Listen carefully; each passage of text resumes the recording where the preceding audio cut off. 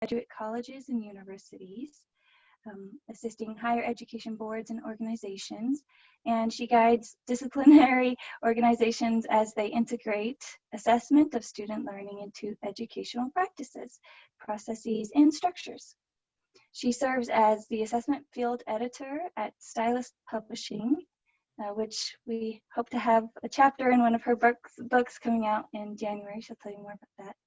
And she has served on the National Advisory Board for AAC&U's Value Project and its Quality Assurance Group. Altogether, listen to this, you guys.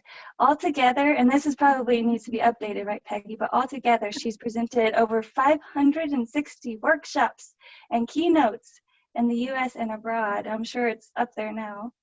And we last got to host Dr. Maki for assessment series here at ATSU in 2015, I believe. So we're happy to have her back. It's our 5-year reunion with Dr. Maki.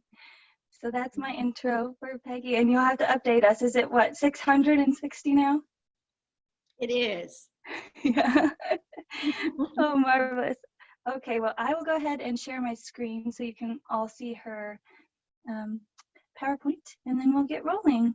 If you've got any questions or if you're having any difficulty hearing us, or I guess that you wouldn't be prompted by that cue then if you were, but yeah, go ahead and let us know there. Okay, sharing the screen. I'm a pro at this, guys. I'm a Zoom pro. There we go. And passing it off to you, Peggy. All right.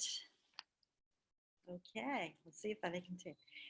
Happy to be with all of you after 5 years. I didn't realize it. Yes, this is a 5-year anniversary.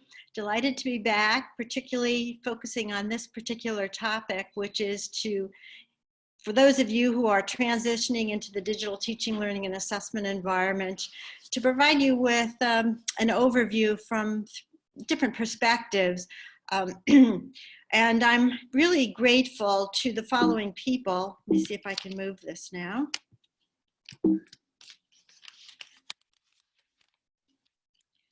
It's moving me. I don't know if it's moving on my end, Jordan. Let's see. There we go. To the following people, and this has been a wonderful opportunity to work on the ground with these individuals, some of whom are with us today, to help me think through, and all of us actually, to think through what would be most beneficial to the institution at this particular time. So there are, of all these wonderful people who I like to refer to as on the ground across the institution, there will be 2 today who will be presenting along with me. Brent Rasmussen will be presenting, and he's an LMS administrator, one of your LMS administrators, and Beth Thompson, who's an analyst in academic computing. So there are really, in this session, move this. Here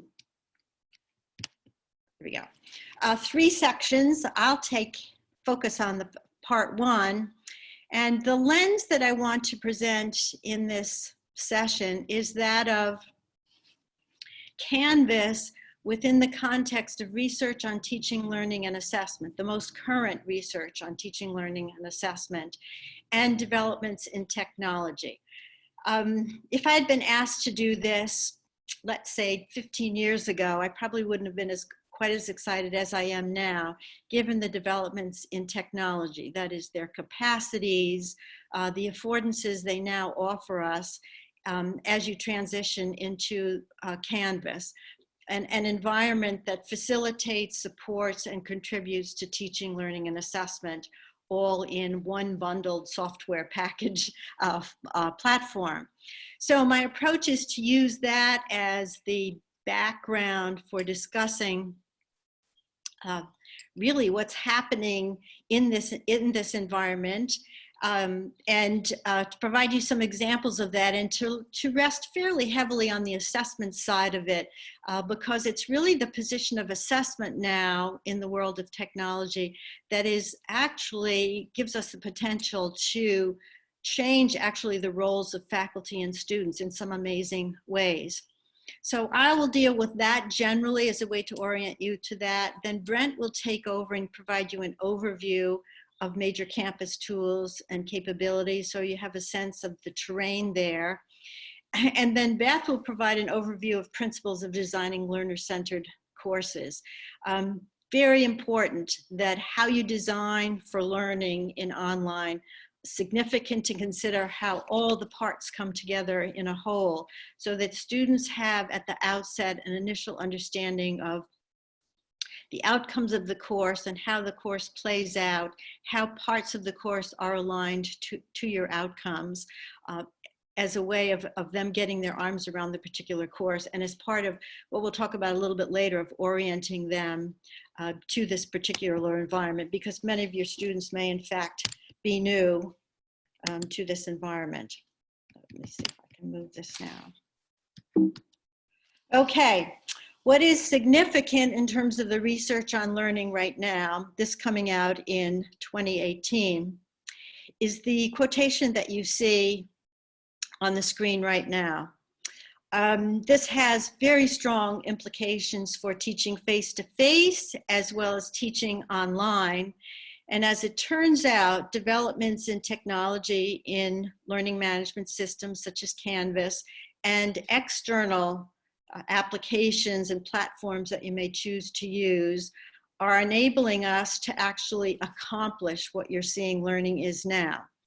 The fact that it is dynamic and ongoing means that we are actually challenging the more traditional approach to teaching, which is to maybe show slides or to lecture for long periods of time, then maybe offer a test and then get the test back, mark it, give it back to students, and then we go on to the next segment.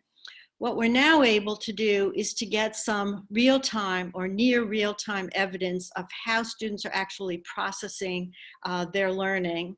And as a result of that, can attend to more of individual learners' abilities, problems, barriers they face as they learn.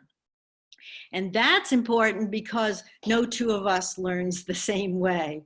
So the days of mass lecturing are now being challenged. That's not to say we won't do some of that, we won't show some PowerPoints, but that we are now much more nimble at thinking about alternative ways for students to learn, rather than solely from what's referred to as the transmission mode, which is teacher to student, with little response from the student.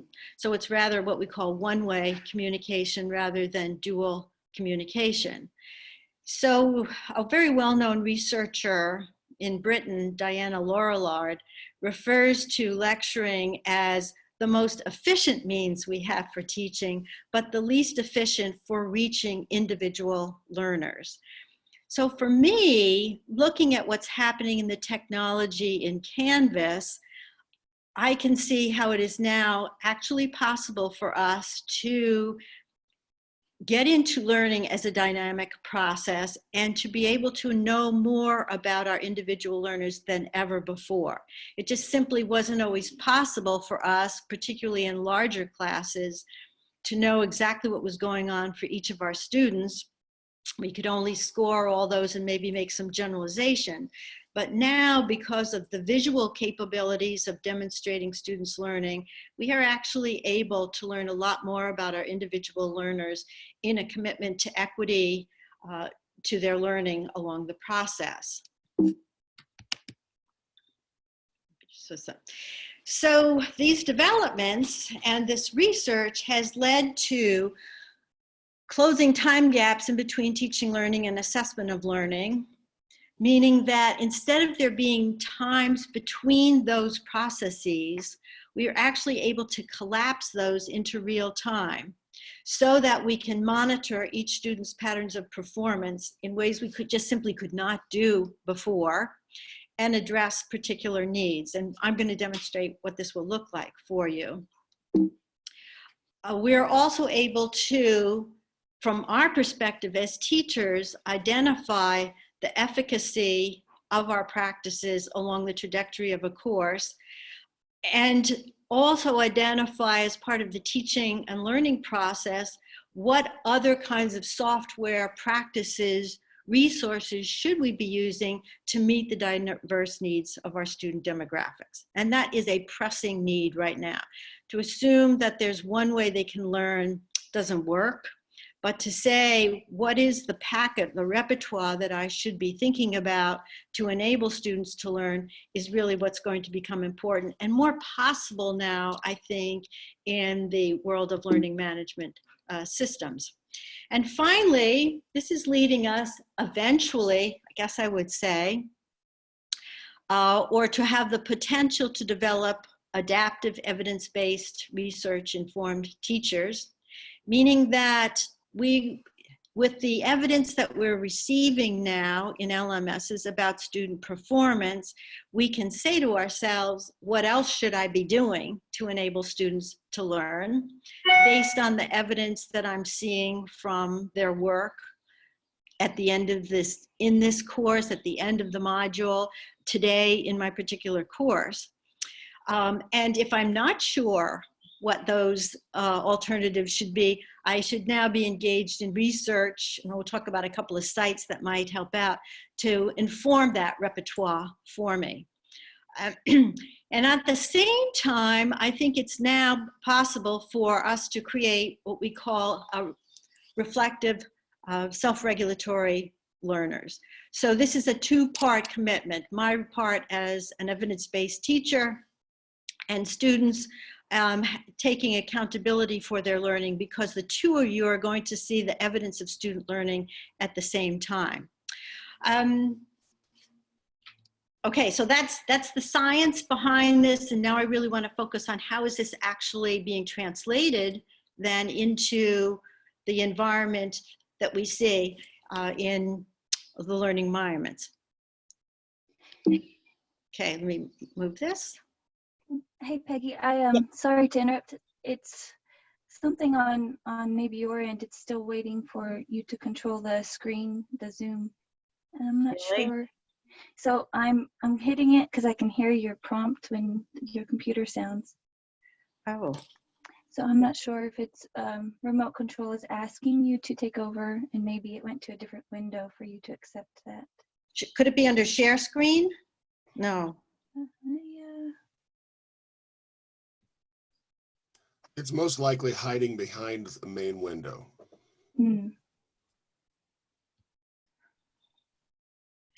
Under options, no. No. Do you want me to drop down the window? Yes, maybe try if you exit your full screen, then you maybe the request would be hidden behind. Let me see. It's not even enabling me to do that. If not, I can keep pressing it forward when I hear you prompt. You Maybe, click. so I'm not wasting a lot of time for people Sure. for me to work it out there. All right. Okay, I'll just keep pressing. So the biggest development really in, I think that the history of teaching online is what we call learning analytics. The term that's used in your Canvas environment is new analytics. This is probably the biggest development in online learning, and it is a part, of course, of the growth in artificial intelligence. And what the new analytics is basically software that's able to comb through and report patterns of student behaviors as they are learning, such as in a discussion board, as well as report on results of students' tests, quizzes, or other assignments using rubrics. So we now are able to see through the reporting of the new analytics, what are the steps or the amount of time that students have spent, for example, in a discussion group or reading an assigned reading. And how is it, after I've given a quiz, quickly can I see the results of those quizzes based on the teaching and learning that has preceded that, for me to know about the efficacy even of my own practices. That is, are there patterns in there, or are there one or two students really struggling and I can then reach out to them to be able to do it. But note here we have two sources of evidence about our students. One has to do with their actual behaviors as learners, because what happens is that there's a logging system within the learning management system that actually stores data about student behavior. So how many times did they enter that site to read that assigned reading? When did they log on to the discussion board? How long were they on the discussion board? How long did they spend on a particular assignment? Are all kinds of evidence that you will get back that, quite frankly, can give you evidence that some students may be in trouble. Maybe not, maybe they don't care, but if you're seeing these patterns, they trigger you to say, maybe I have to explore them a little bit more with our students. I can look at these kinds of data for individual students. I can look at these data for my whole class. I can look at students' data against sections of a particular course. And it depends on what you choose that you would like to see to be able to do it. Okay, we can move it. Okay, so this is one example of a kind of report that a student actually sees. So what's interesting about this, the analytics, is that students on their dashboard can see how well they're doing in a course, and you as the faculty member can as well. So in this particular case, Emily Boone is looking at her weekly online activity, and notice that one, she's indicated she's looking at just that. Two, she's able to look at the total page views and total participations that are broken down under 3 and 4. She can choose how she wants to see her performance. That's the number 6. Does she want to see it as a chart? Does she want to see it as a graph? Does she want to see it in some other form of representation that's built within the LMS system? And 5 just indicates that's what's going on, let's say currently this week. It's not fully reported. But you can see for just one student that she started out okay, but dipped and then picked up a little bit on her page views. But for her participations, she had one high moment, but she's dropped down. That would be a signal to me that something may be off for her, and it may correlate with actual grades that she may be receiving in the course.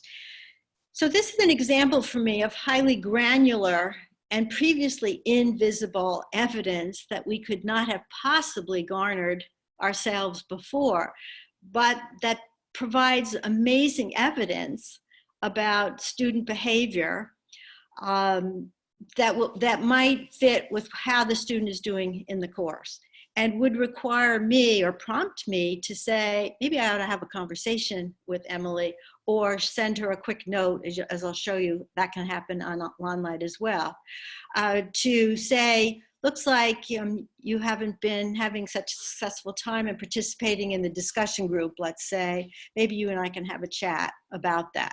That's part of the personalization, the sense of presence that is incredibly important in online, that I can have access to individual. I could look at, on my side, this, but I could also look at it in relationship to how other students have been doing. Maybe there's a trend in the class which might say that they're not understanding something in particular, let's say about that discussion group. Maybe I have to intervene some more in that discussion group, or there's something else going on. But before this time, we just would not have had sufficient evidence to make that kind of call. So what's happening now is information or data that was invisible is now visible to us. Granular data that we could not possibly get our hands on is now possible for us to look at. Again, at the individual level, we could look at it at the group level as well. Okay. This next slide is an example of a screenshot that a faculty member would see. And these screenshots represent decisions you would make about what you want to see and how you want to see them. So in this particular case, I'm looking at Jane Smith's performance on quizzes in History 101, and I'm looking at that, her performance against students in other sections at the same time. So you have a choice of looking at assignments, discussions, or quizzes, that is students' performance in them.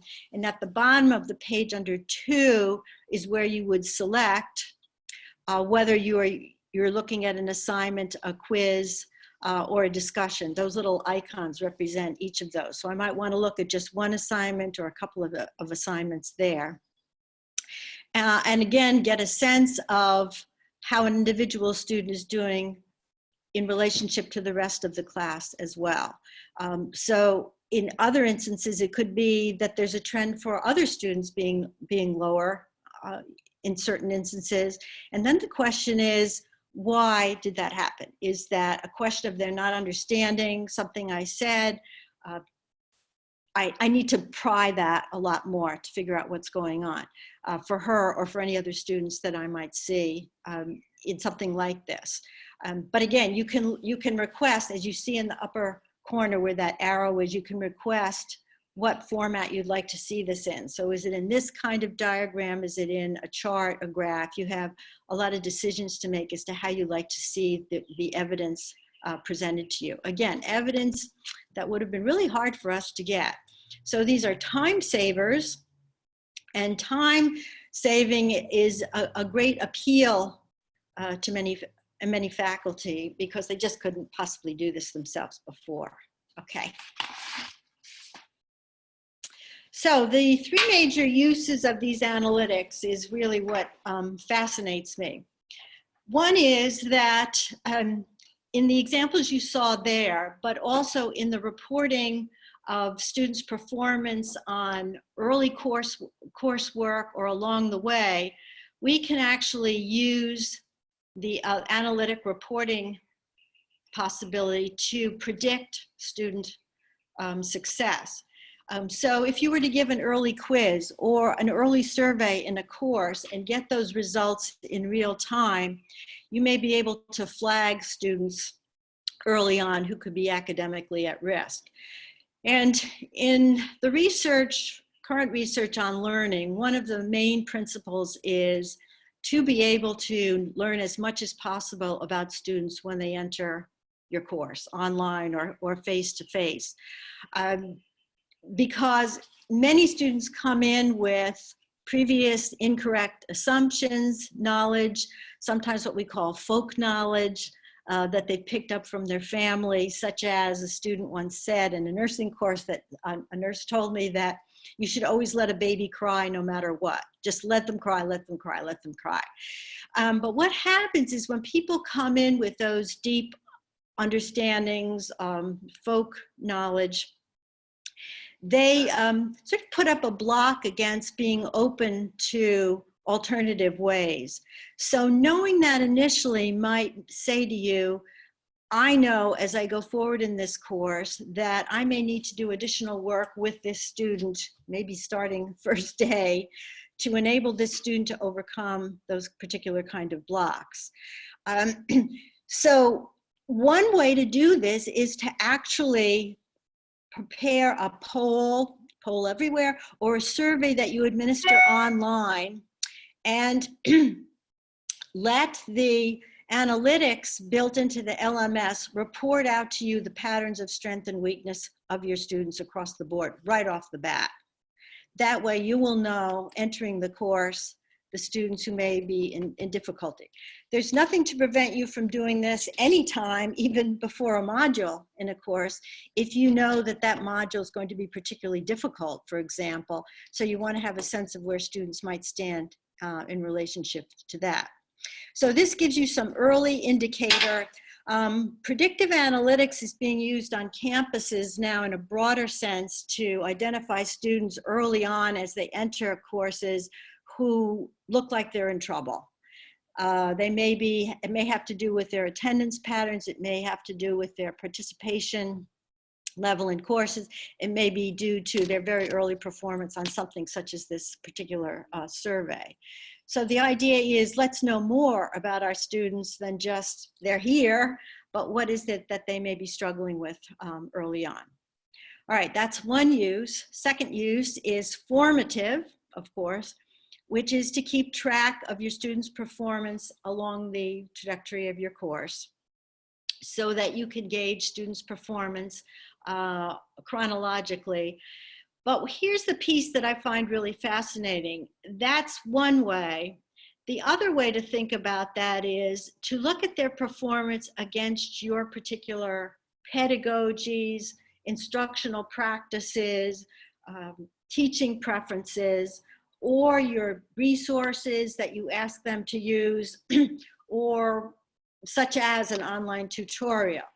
So what's happening for us now is to become these evidence-based teachers, we can look at the performance against our teaching and or use of resources or whatever else is involved in that course to be able to make interventions along the way, but also to take some corrective actions, I guess I'd say, or to say, I think I need some other strategies here to help people overcome what's going on. Students will have access to their performance immediately at the same time that you are.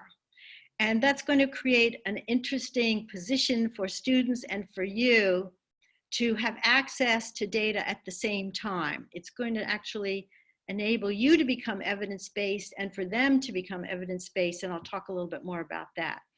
The third use of the new analytics is summative.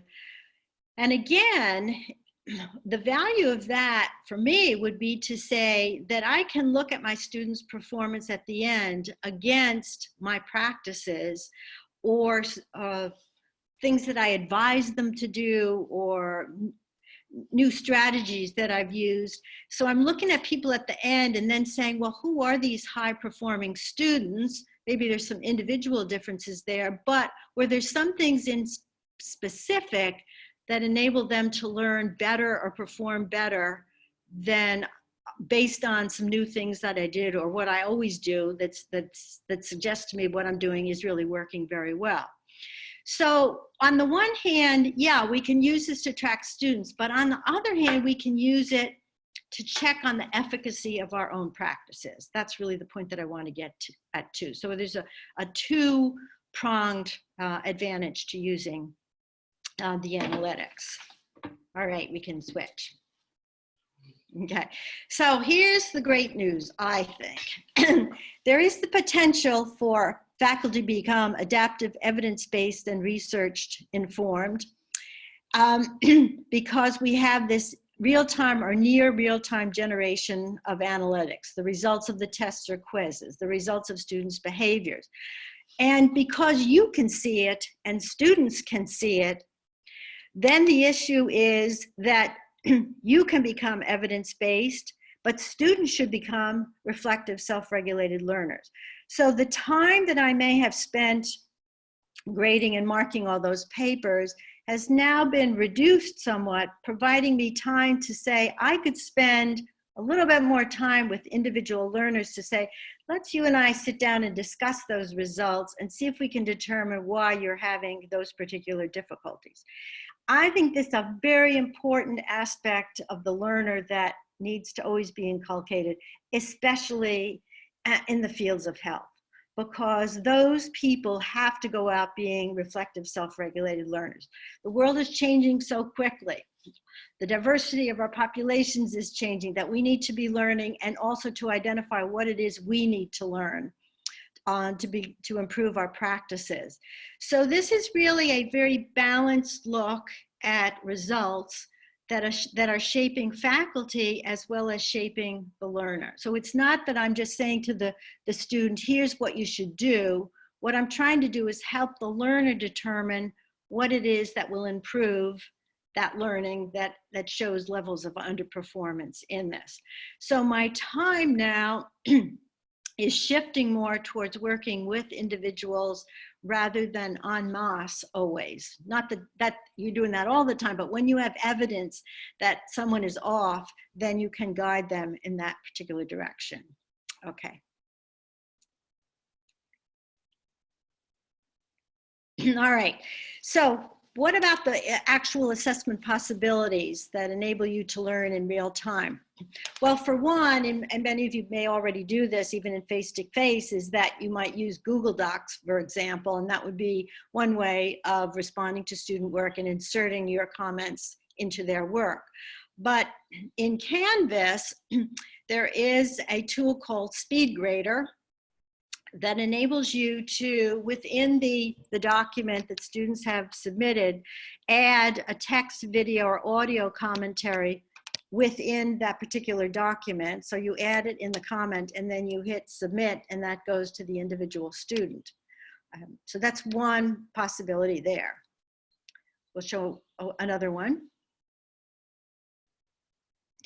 Right, let's hear it for SpeedGrader. I mean, people love SpeedGrader, but I would say, yeah, it's an advantage. I think the bigger advantage of all this is that we know more and that we can do more with our students about their learning. There is also a rubric builder, which is a basic format, and Beth will show you what one of these might look like filled out completely.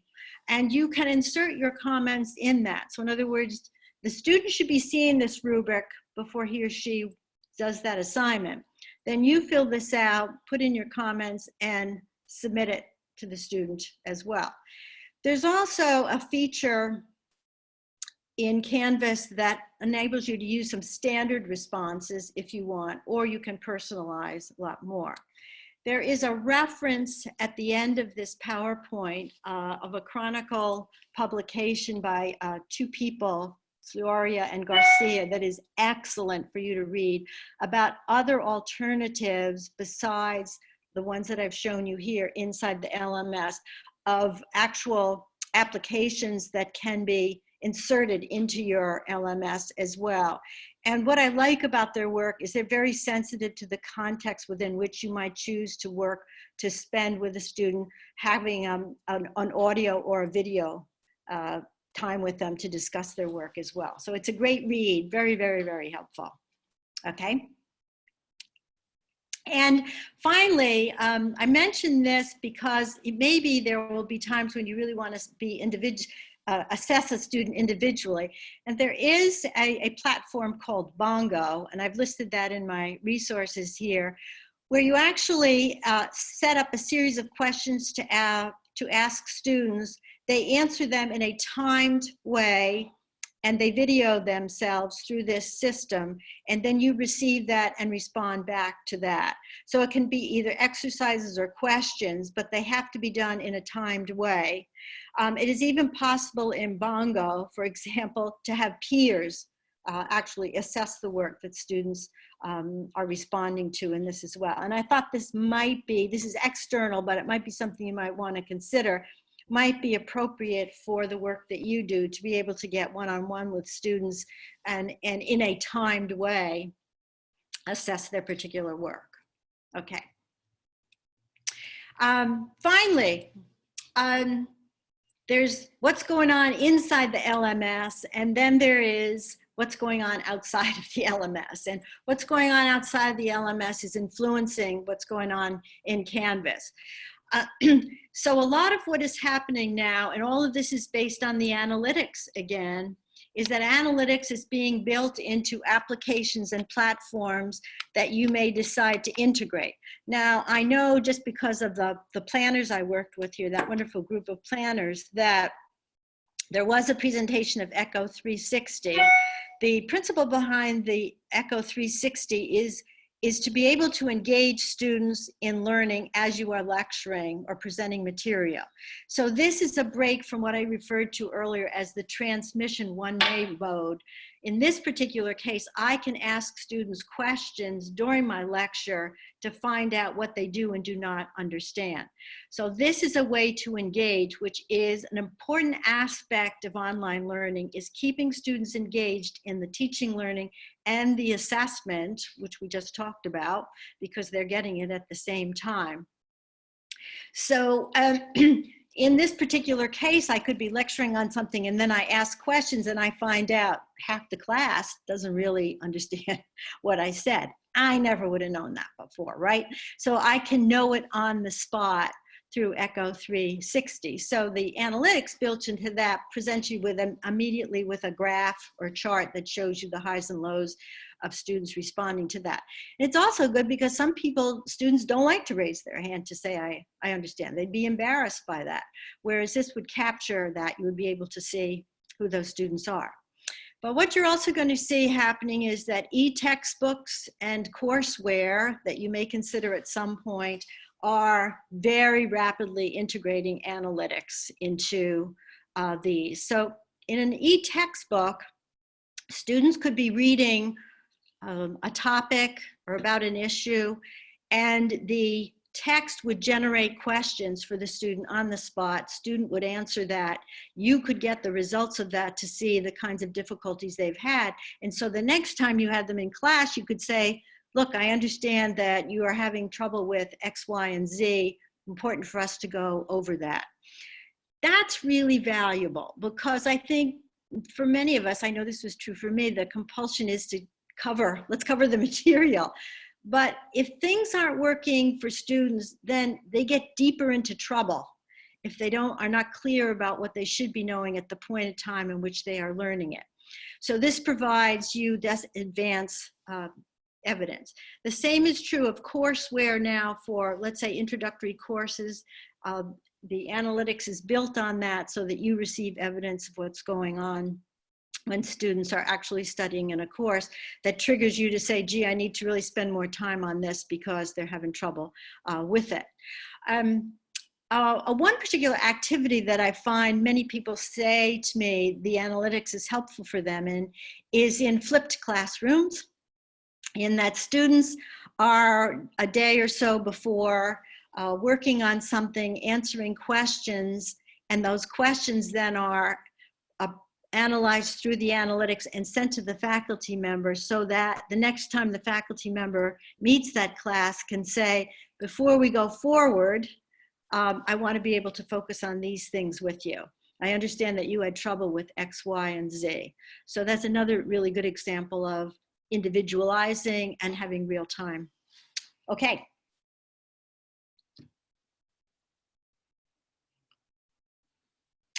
Here is an example of a piece of courseware, just to give you an example. Courseware using analytics are built on tremendous amount of research of students or people doing things. And so that research is built into and that drives the design of the particular program. So in this particular case, you'll notice how a faculty member could know in a particular group which students are having what kind of problem in a great deal of detail that you and I wouldn't have maybe the time to do. But that's what it looks like when it's translated into courseware. So when I see this, I know whom I need to approach and what I need to help to explain to those students. Okay. Okay, and I'm going to end with a couple of resources that are important for me to share with you.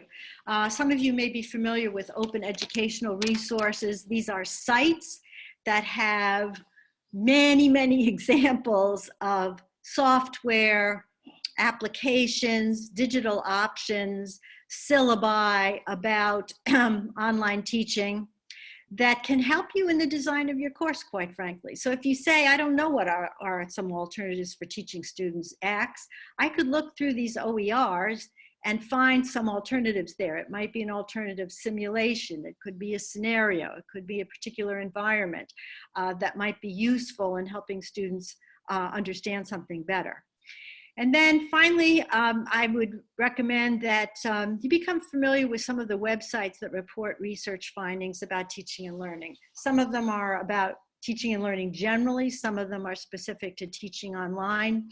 But MIT has a terrific one that is based on that, looking at things such as what we call spaced learning, which is the alternative to having people memorize and then take a test and then that's it. Saying that really what we have to do is to space the important learning over time, which might be over a course, over a year, over years, to enable that to become deep learning for students rather than one time where they might be apt to forget it. And then the last page here, we'll just flip one more time, shows you an example of 2 OER sites.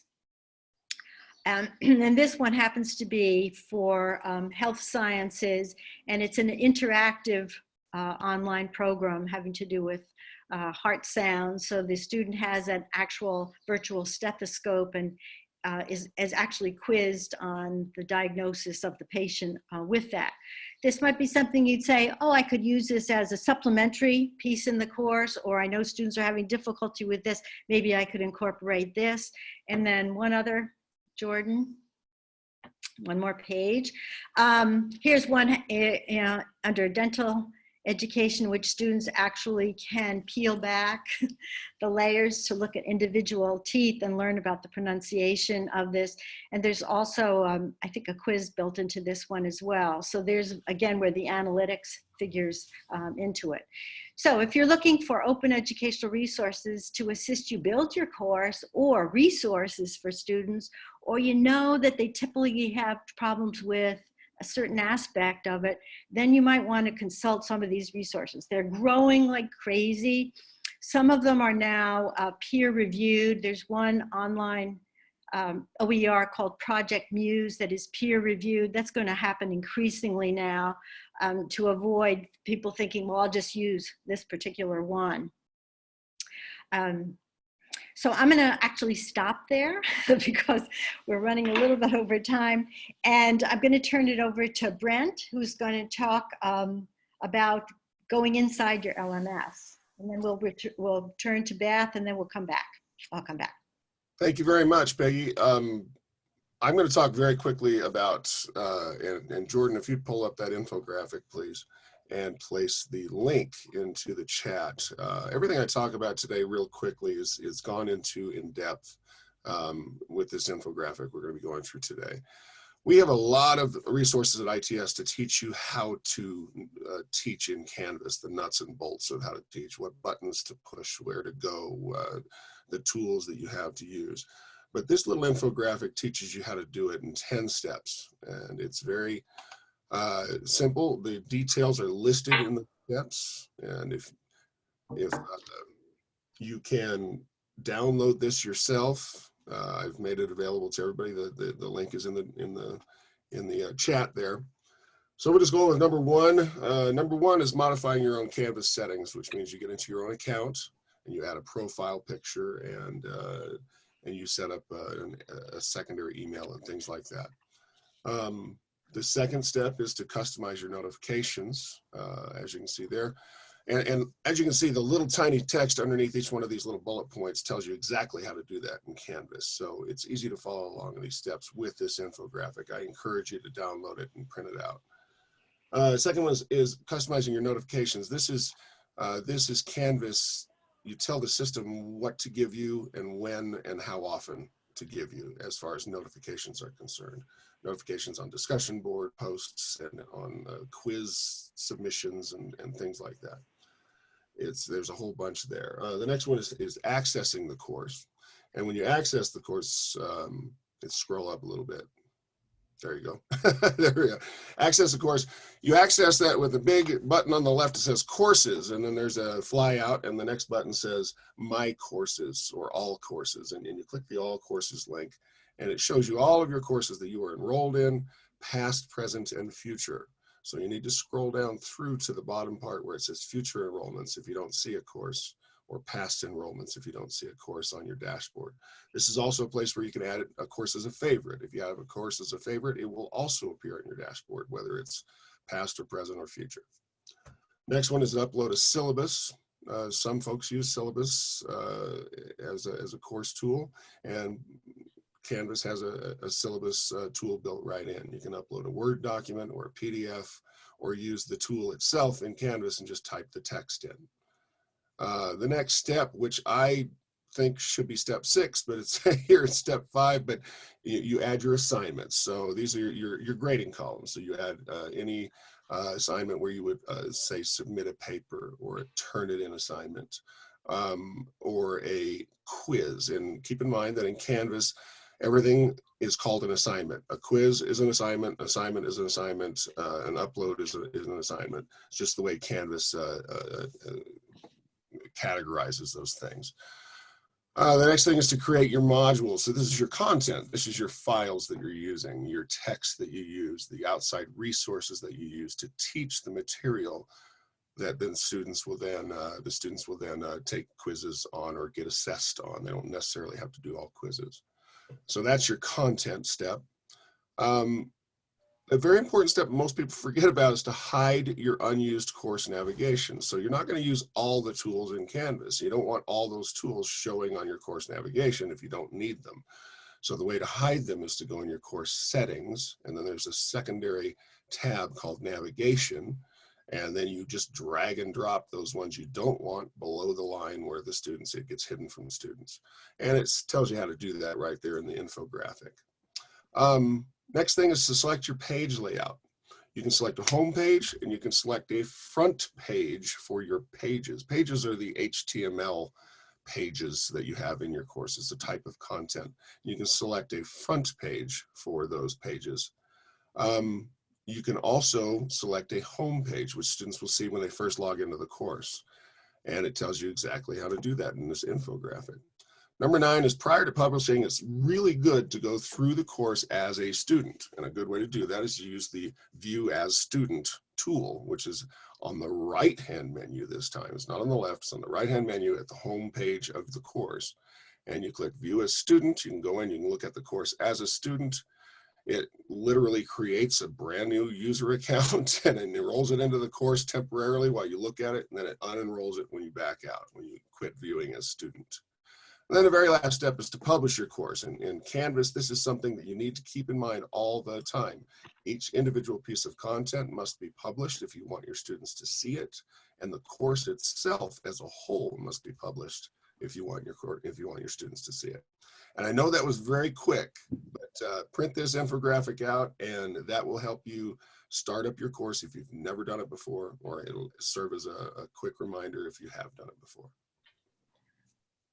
Okay, great. I think we're going to turn to Beth now, who's going to take you inside the world of designing your syllabus. Well, and it's going to kind of go along with some of what Brent said, so kind of going on. I'm going to share my screen in a minute here, so we don't have to worry about that. But basically, when you're working with anything, you always want to start with your educational goals in mind before you choose your tools. Your educational goals for each assignment, each item, should then determine which tool you use. So Canvas has a ton of tools, and there's a ton of resources out there. And a lot of people want to start by designing for the toy rather than what they want to get out of the education. So what we use is what we call backwards design. And I'm going to share the screen here. And basically what you want to start out with in backward design is, I think everyone can see the syllabus here. This is what we call our course map.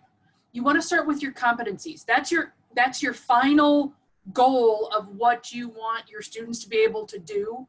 And then you work backwards from there. And like a lot of you, we have specific competencies that we need to address for accreditors.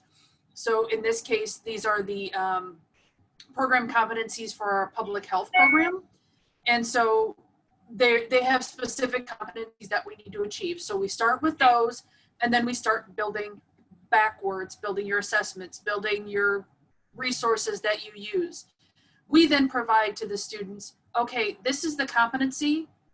These are all of the things in the course that address that competency. So when they go back, they can see, oh yeah, I've addressed it here. We also talk about the module concept that Brent was talking about a little bit. And I'm gonna pull up our home page here. And I'm gonna go back to a specific assignment. You really wanna use the module feature as a good way to organize your content. This could be via a week, a class period, a topic. This organizational system is gonna make it much easier for your students. So for example, all of our courses have a module at the top that is just the basic information that they would need. And then it goes into specific, here's all of the stuff for the first week. And I had shown in the handouts that you might want to look at, I don't know. Module 8 here has an introduction, it has a learning activity, it has the discussion and the paper. And so this is what they're talking about in that infographic about building modules. Modules are a way of taking all of the stuff that you've built, all of the pages, all of the discussions, all of the papers, all of the everything, and putting it in order of how you want the students to do it. Modules can also be, I'm going to use Blackboard terminology here, adaptive release, in that that they have to do something before they do the next thing. That's a possibility. We do that with our end of course surveys. So that organization makes it a lot easier for the students. And I'm going to reiterate something that Brent said that we found very, very important, and we actually heard from Quality Matters reviewers. Limiting the navigation menu is huge. Using the module pages allows students to know what they have to do in what order. When they have a lot of menu items where they can go here and then go here and then go here, students forget to do things. So we have actually hidden the assignments page from students, because what we found in Canvas and in Blackboard, and what all of our QM reviewers have been saying at their institutions, is when you don't hide the assignments menu, students go directly to that. They just try to do the assignments and they forget to do everything else. They forget to do the readings, they forget to do, so limiting that menu is a really good thing to do. And then when, sorry about the scrolling, what we do then is we take all of the stuff that we've built. So for example, here's the discussion, and this is in the handout too. And I thought, you know, why not go with a discussion that's a little bit appropriate right now? The epidemics and pandemics discussion. And we put in the assignment itself everything that the student needs to know. What is required of them? How many points it's going to be worth? What are the competencies that it addresses? And it's all right there with the assignment, so they know. They also have a very detailed rubric, and this is what we were talking about earlier. Excuse me while I try to widen it out so you can see. But we provide the student with examples of what exactly we're going to be grading them on. What are the criteria? What are the actual ranges that they have to do in order to get full points?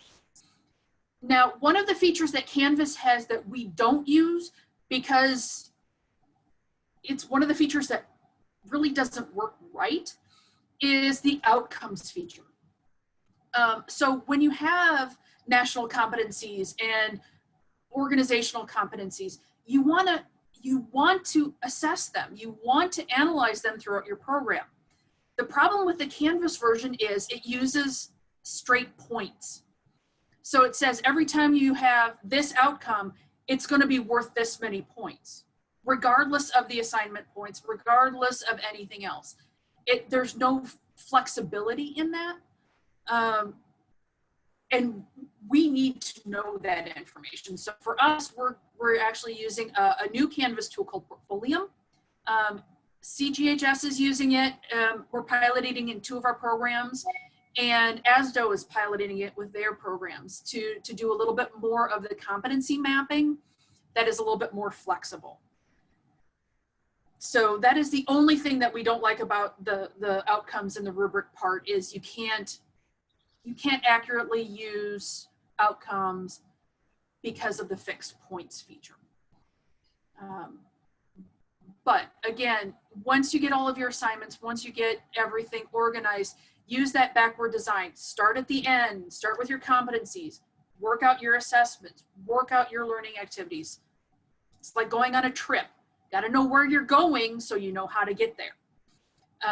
Then when you have all of that done, use your modules. Use them to really organize how students access the materials. The nice thing about using the module page as your home page is when the students log in, they go right to here, they go down, they can, I don't know if anybody knows this, you can actually minimize them. So if you have a module completed, you can just minimize it and it hides it, doesn't go away. It's just another user feature. Brent also talked about the publishing versus not publishing. Canvas is really good about the visuals. If there's the little circle, it's not published. Green check mark, published. So make sure before you publish your course in its entirety that you have all the things published that you want to publish. That is the real quick and dirty. Instructional design is obviously a lot more than that. Otherwise, I wouldn't have an entire degree in it. So if you have more questions about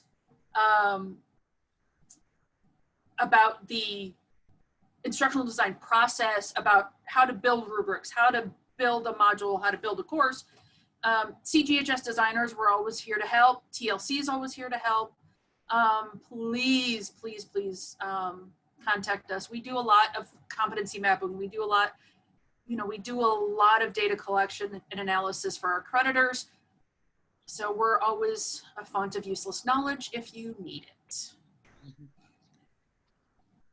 Okay, thanks. I was remarking earlier that one of the changes that is happening across campuses in the US is that professional development now is not just at a specific time once or twice a year, that it is really now on demand, occurring as people are designing and occurring through different bodies. So in the case of Still, the Center for Teaching and Learning is one of those places, but you have this wonderful, I have to say, wonderful group of people listed on the second page of this presentation who are there to guide you through this and support you. You don't have to go through it alone, but they have a wealth of knowledge to share. And my experience is that see this as a collaborative process and draw on the expertise that exists, and you do have extraordinary experts among you. One point I'd like to make, since my daughter just recently went through this process in Canvas and was somewhat thought, oh, it just can't be as effective as face-to-face, is that her students said, who took the online version, that it was as effective as face-to-face. And a couple of the reasons were as follows. One is that they knew she was present, that they knew she was involved in their learning process, that she had a sense of their progress, that she became a part of discussion groups. You can't just set out a discussion group or a discussion board and figure students are going to do all right. You generally do have to monitor those and step in and maybe redirect if people aren't sure how to go. And they also said that she successfully oriented them to the course, that they knew what the course was about, how it was progressing, and how the assessments related to the particular course. And that there was a sense of community established. So the sense of the faculty and a sense of community are incredibly important in this environment, and they certainly are possible to attain, but it's not the old world of just putting something up and then you have maybe a couple office hours. You do really have to be on this with them, and they'll know it. And so what they said is, but that's not always the case with all people who teach online. So I think that's important to share, is that that sense of you're in it with them is incredibly important in their sense of achievement as well. There are a couple of pages, if we can go to them, George, if we have time. Otherwise, maybe I can just refer people to. At the end of the PowerPoint, there's a list of some major resources that I think will be helpful for you as you're working your way through that. And one of them I wanted to speak about in particular, well, two of them I want to speak about in particular. One is a website that enables you to look at criteria to actually evaluate. Yeah, there you go. So these first two have to do with looking at some more options for assessment technologies. The second one is just some very basic principles for online course design, such as knowing where your students are when they enter the course, really important. On the next page, there's a reference to this online publication, excellent, excellent, about other sources of assessment tools that are available, some free, some at cost, and when it's appropriate to use them, just so you see that it's a wider range than just simply what's in the LMS. And then this final one here is a website that is very well respected because it applies principles of research on learning to evaluating technologies that are coming out now or are out now. And so you can look at a specific one or for one at the course or program level, designed for faculty, instructional designers, even presidents of institutions in terms of how they would be implemented and how successful they are. But it's the only one I know right now that really looks at the science of learning behind the technology. And that's where I think the action does need to be. And the very last one is about the forthcoming book that many of you that I thank very much contributed to in terms of some of the scenarios, digital scenarios and other possibilities that you have at AT still. We look primarily at this as a resource for emerging technologies. The technologies are changing so quickly that it's impossible for any one of us to put our arms around it and say, here they are. They change daily almost. But what is happening is learning analytics is just taking off like crazy and is being built in most things. And the next big move is adaptive-based platforms in which students are actually learning on their own. And you receive the results of that and can monitor it and use it as part of a course or as a module in a course. I do know that at the University of Nebraska, they are moving towards adaptive-based learning in their dental program, just in case you might be interested here. But all of this is happening at a very rapid pace. Sometimes you see all of these things together. And an interesting one that you might be worth looking at is what's called Labster, which is an immersive environment in which students go in to solve problems in a laboratory. Don't know if it would necessarily work for you, but a person assumes an identity. You can see them doing the work. You can comment on them as they're actually doing the work as well. All right, now we're ready for questions. Yes, okay, thank you guys. I'll try to catch you all up in the Zoom chat. We are going to stay on for this overflow open forum till about 1:30 Arizona time. So definitely feel free to throw some questions into the Zoom chat and feel free to hang out. If you have to drop off, we also understand there are a lot of Zoom meetings this week, as we were talking earlier. Before we hop into questions, I just wanted to point out some of the great things we got to hear. I liked how Beth said that you've got to know where you're going in order to know how to get there, right? And that sort of ties into what Dr. Maki is saying about how we need to space the important learning over time. So once we have our destination and once we have our route, or you know, once we have those learning objectives, the course goals, whatever you want to call them, and then we can put in our forms of assessment, our measurements, then we can really sit back and think, okay, where should those important moments happen and how should those important moments take place within the course? And yes, we talked a lot about Canvas and how Canvas can help us do that and how it would look in Canvas. And we really played up Canvas because we do have so many experts within ATSU and because we already have so many of our faculty and admins playing along and really getting in there, seeing how it works, also integrating other technologies into Canvas. And, you know, that's going to become our strong suit, I think, as we move forward into the fall and we become even better at making ourselves hybrid. I had one request here. Somebody would love to hear more about Labster.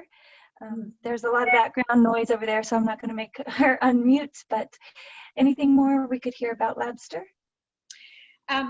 Labster is an entirely what I would call, well, we describe this in the book as an immersive learning environment. And it's pretty much used for the STEM fields, all right?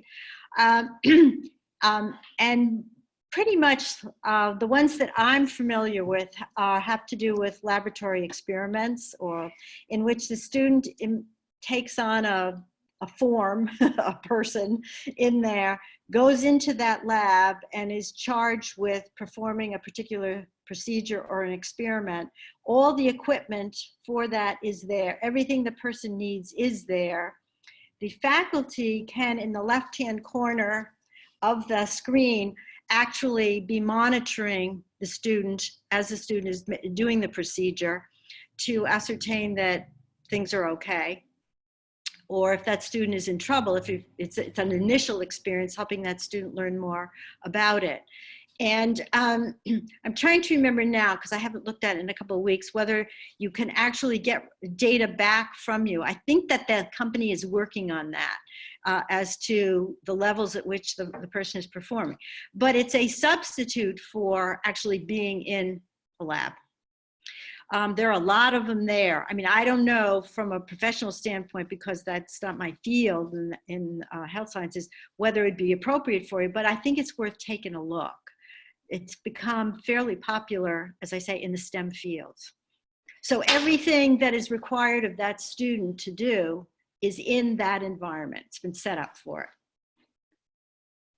Thank you, Dr. Maki. So go ahead and everyone who is still able to hang out, maybe tell us in chat, or you can unmute and chime in. Just tell us, is your program or your school, your college, are they using anything like Labster? Has anybody tried to look into something personally for their school or college?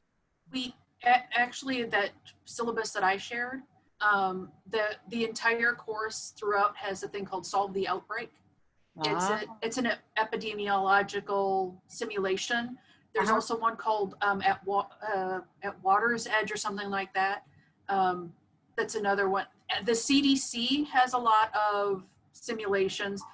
And going back to what Peggy said about Merlot is an open source gold mine of lots of simulations and activities that are, because I was looking at Labster, to see, and it seems more undergraduate, K-12.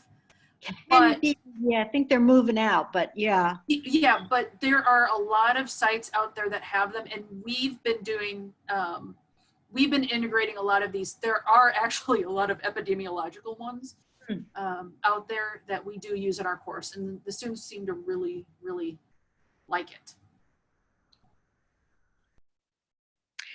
Yeah, I mean, all of these options, and you're right, when you go onto Merlot, you'd say, well, gee, I hadn't thought about that, but I could use that, are just alternative ways sometimes for students to learn, or to say, we know students have difficulty with X, so here might be another opportunity for them to practice this, to get better at it, because it's more hands-on, and maybe that's a better way for them to learn this. So just part of your repertoire. We had a great point come in from Heather. She said it'd be nice to have a list of all these learning platform systems, and we agree. We'd like to have a list too. Right. Yeah. It's always changing. We're always growing, and within our own university too. It's it was Bongo that was mentioned. Maybe 2 months ago now. Time is so odd, but yeah, we had on one of our panel discussions, Bongo was mentioned, and ever since then we've really tried to incorporate Bongo. So we're trying to always get them going. I mean, you can see quite a bit when you go to that site that I just mentioned in the resources, the CWIC. So you can look under a topic and see the platforms that they have evaluated. I mean, that's a pretty good start, I would say. I don't think anybody could ever say to you, this is the complete set, because tomorrow there'll be something else. One place to start, but it's not necessarily always ideal, is to look at the big publishers. They're in this big time. Pearson and McGraw, Macmillan. Macmillan's put out a number of statements about how they're focused on the science of learning and the development of their products. I mean, and a couple of them have bought out these amazing platforms now from independent people, such as adaptive ones, and building their own courses on the adaptive platforms. But I would say the CWIC is a pretty great place to start. And I hate to say this, a lot of times the best idea is to do a very detailed Google search. Yeah. Because that's going to find the most current, the most up to date, because we had a simulation that we were using in one of our health administration courses, and the course was designed around it, and then all of a sudden it went away. Yeah. It went away in the middle of a term. It was not Right, pleasant. right. But honestly, a Google search is a lot of times the easiest way to find some of these, especially interactive things. Yeah. Just to come back to the book, there is a chapter in the book about a free MOOC that people can take who are fairly new to teaching online. And you can do searches through there, and you can actually try some things out on there. So when that comes out, you may want to look at that as a possibility as well. It's not necessarily focused on medicine or health, but it's interactive, and you can talk to other people about what they've tried out too. So it's kind of a very interesting professional development, which also appeals to part-timers who often don't have the time to come on campus, but could learn virtually. So it's one of the reasons we put it in the book. So that'll be another option. Oh, and I just, I'm going to share my screen quickly. Dr. Quincy Conley just shared a link in the chat, and Dr. Conley is our director in our Teaching and Learning Center, and he's he got the privilege of being thrown into the lion's den because he became director just before pandemic, and really got to lead the charge and support our entire university as we went online. So the link that he shared is for, let me make sure I choose the right thing. It is actually for the TLC's Going Online LibGuide. Dr. Conley said, "You mean this is not normal?"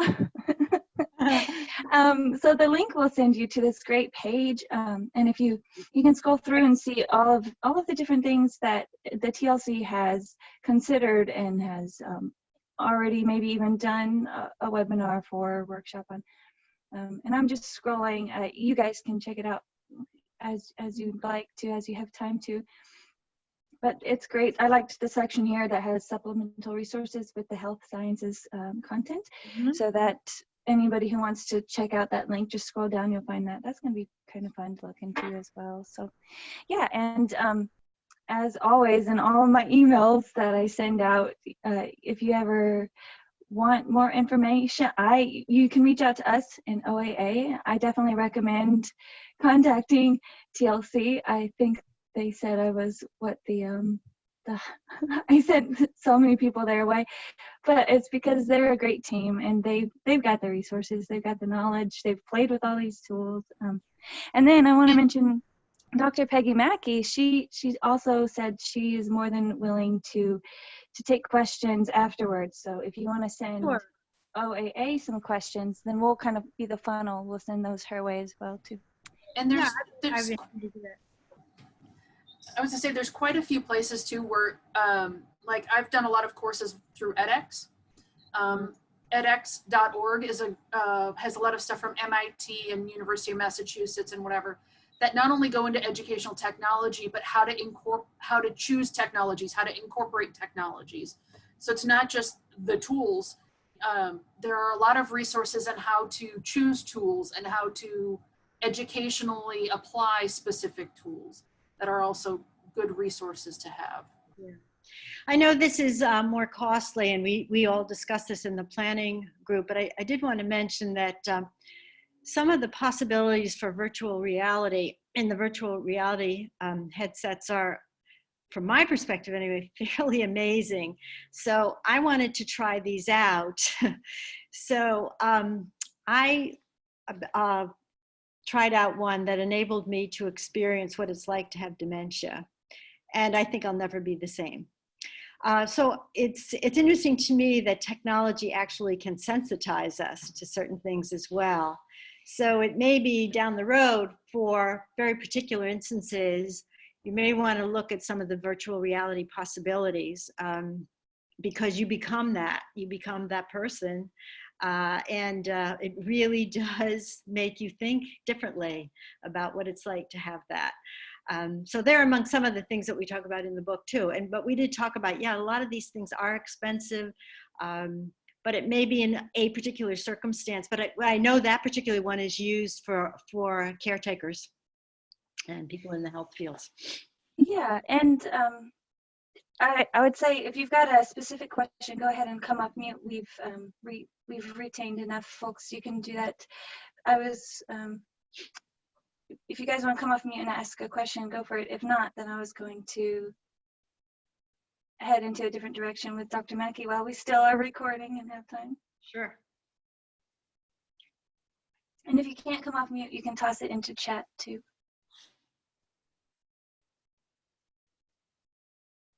I see Beth sent us another great resource. Actually 3. 3, oh, I see. There's Sorry. comments. Okay, there are 3 great resources. We're loading you guys up. And we will share these resources as always, as well as sharing the recording. So, okay, before, I didn't see anybody unmute themselves. And if you throw a question into chat, then I'll see that. So while we still have time, it is something we talked about, sort of the future of education, the future technology of education, and we did talk about how great and fun it would be to go into it, but also, well, is it realistic to talk about right now? You know, we're surviving this pandemic together, and we're doing a great job at it. I think we were really moving forward, but would it be too overwhelming? So we did sort of edit the presentation in that sense, but I'd say we've got the time, and we could, I don't know, what do you think, Dr. Maki? Would you want to go into sort of, you kind of touched base on, you know, especially what ASU out here is doing, maybe the kind of the future technology in education. Yeah, so ASU is a really wonderful example of an institution that uses adaptive learning. So let me explain what adaptive learning platforms are. What adaptive learning actually uses analytics, but it individualizes instruction for students. And the way it works, and it's also, each adaptive platform or module is based on amazing amount of research about the kinds of errors, misconceptions, misunderstandings students carry with them in X topic or field. And it's sort of my entrance into technology many years ago is I wanted to know what it was like. And I was absolutely amazed at how the adaptive platform knew what I didn't understand. And so in order to correct me, it would take me through various paths based on the kind of misunderstanding I had to correct that, and then bring me back and give me a lot of examples and bring me back to the program again to go. But always kept bringing me other examples along the way to make sure I thoroughly understood the particular concept. So what happens is the individual student is maybe taking a module or a course, and this is what I think is happening at the University of Nebraska for certain courses on a particular topic, and the student is self-directed in that, but the faculty member can learn about the problems the student is having because that can be reported to the faculty member as well. A lot of places will use adaptive platforms in courses where some of the students are sort of further behind to bring them up to speed. And they're being used a great deal in first and second years, particularly in undergraduate studies. But I could see them being used now in graduate level to identify and help people who are struggling with a particular topic along the way. So now what's happening is that scenarios are being developed that incorporate the adaptive aspect of these platforms into them. So instead of just having somebody go through a scenario, the dashboard continues to report out to the faculty, and the student can see this as well, how well that student is doing in real time, solving a particular problem or doing something. And we do have one example in the book of that. It's just absolutely amazing, of someone being trained to investigate a particular scene, crime scene, I think it is. And there's certain protocols that should be followed. And you can see right away when the person makes a mistake, and that's triggered, but it's all shown on a dashboard. Now, some people would argue, oh, this means that technology is going to take over my job and we can all just we'll have to give ourselves up. But I see it as just as a tool to help us and a tool to help students. We still need you there to see where students are off and how you may have to continually have to deal with them. But for a lot of repetitive material or basic material, or to help people compensate for some things they're having problems with, it's really helpful to say, I could have a student perform in here to find out, what's wrong and to help that student a little bit more. So what we're going to see down the road is a lot more of adaptive possibilities, I think probably integrated into learning management systems as well. They're not quite there yet. That's still considered to be somewhat experimental, but I see the University of Nebraska saying, no, we're going to go in that direction. So that's certainly the second. I would say the analytics and then the adaptive capabilities are really the two big movers right now. So in the so-called immersive environments that students are working in, these adaptive platforms are being embedded in them to be able to tell the student as well as the faculty how things are going, as the learning is, as we said in the first slide, a dynamic ongoing process that is capturing it and letting students know when it's happening, rather than waiting till the next week when I see you, when people have gone on to other things. I kind of remember what we did, whereas getting it in the moment is what's mattering now. Well, thank you, Dr. Maki, for letting me put you on the hot seat and talk about something that we didn't plan on mentioning today. No. But it is very fun to think about the future, and we didn't want to get all apocalyptic with technology or anything, but it is nice to think about where the learning may go and to always just be conscientious of why the technology is changing in that direction. Is it, are we really servicing our students better with this technology? Are we becoming better educators with this technology? And always keeping that in the back of our minds.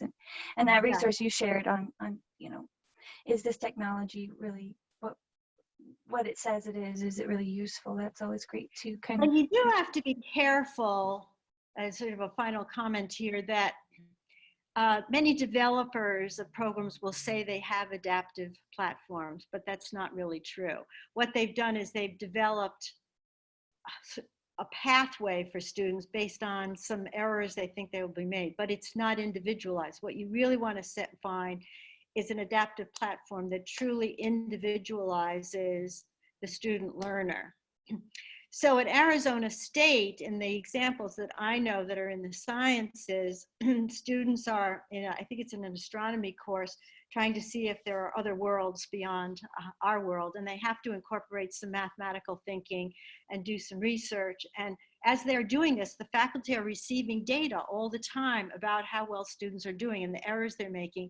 And built into that, and I'm glad I'm answering this now, is what are called intelligent tutoring systems. And they are based on adaptive platforms too, that they can recognize what it is the student's struggling with and help them overcome them. I mean, it's totally amazing. Totally amazing.